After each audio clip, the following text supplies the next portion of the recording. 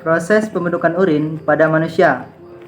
Urin adalah hasil sisa metabolisme yang melalui proses sekresi dari ginjal yang kemudian dikeluarkan dari dalam tubuh melalui saluran kemih. Urin biasanya mengandung zat yang sudah tidak diperlukan oleh tubuh, sehingga perlu dikeluarkan karena dapat meracuni tubuh.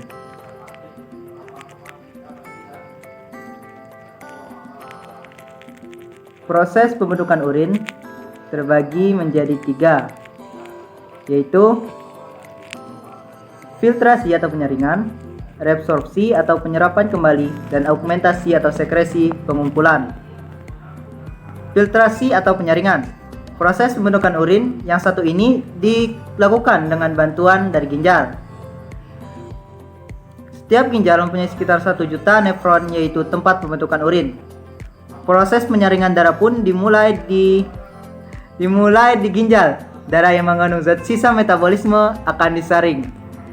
Tahapan ini terjadi di badan Malpighi yang terdiri dari glomerulus dan kapsul Bowman.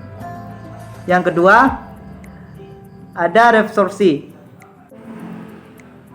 Reabsorpsi. Setelah filtrasi, proses pembentukan urin selanjutnya adalah reabsorpsi, yakni penyaringan ulang. Sekitar 43 galon cairan melewati proses filtrasi. Namun, sebagian besar akan diserap kembali sebelum dikeluarkan dari tubuh. Yang ketiga itu ada sekresi atau augmentasi. Sekresi adalah tahap terakhir dari proses pembentukan urin. Beberapa zat mengalir langsung dari darah di sekitar tubulus distal dan tubulus pengumpul ke tubulus tersebut. Tahapan ini juga menjadi bagian dari mekanisme tubuh untuk menjaga keseimbangan pH asam basa dalam tubuh. Proses ini dilakukan untuk meningkatkan sekresi zat seperti kalium dan kalsium. Urin yang dibuat oleh proses ini kemudian mengalir ke bagian tengah ginjal yang disebut panggul, di mana ia mengalir ke ureter dan kemudian tersimpan di kandung kemih. Selanjutnya urin mengalir ke uretra dan akan keluar saat buang air kecil. Mengenali jenis kateter dan prosedur penggunaannya. Kateter merupakan sebuah alat berupa tabung kecil yang fleksibel dan biasa digunakan pasien untuk membantu atau mengosongkan kandung kemih.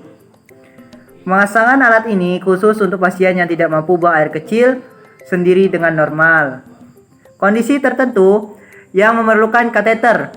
Salah satu kondisi yang memerlukan kateter adalah retensi urin, yaitu kondisi ketidakmampuan kandung kemih dalam mengeluarkan seluruh urin, misalnya karena pembesaran prostat dan hidronefrosis. Jenis-jenis kateter.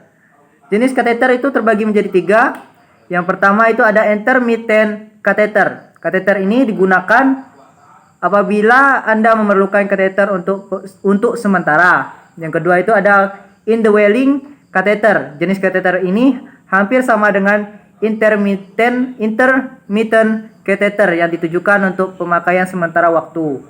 Yang ketiga itu ada kondom kateter. Kateter jenis ini harus diganti tiap hari. Bentuknya menyerupai kondom yang dipasang pada bagian luar penis.